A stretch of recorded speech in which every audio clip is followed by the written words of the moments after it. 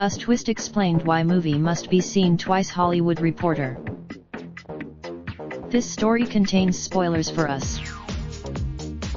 Back in 1986, hands across America, the zenith of the era's entertainment activism movement, tried to form a line 6 million Americans long, stretching from New York City to Long Beach, and fell comically short of its pledge.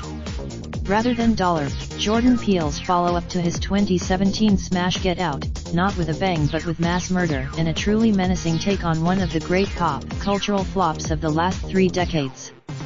Unlike Get Out, the film begins with the Wilson family, Adelaide Lupita Nyong'o, Gabe Winston Duke, Zora Shahadi Wright Joseph and Jason Evan Alex taking a beach trip to Santa Cruz, where they encounter their doppelgangers Red also Nyong'o, Abraham Duke, Umbri Joseph, and Pluto Alex, but with Freddy Krueger makeup, who are also on a Santa Cruz beach trip, but with sinister intentions.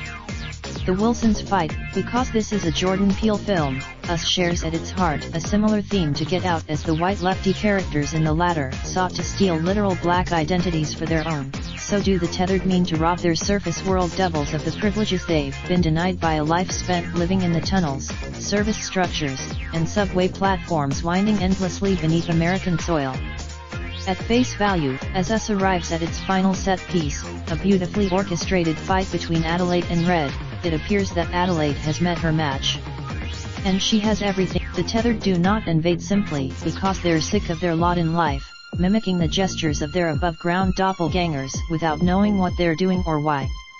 They invade because, Peele's grand climactic twist aside, Us is a movie that demands multiple viewings. It's a massive product. Our affiliate publications.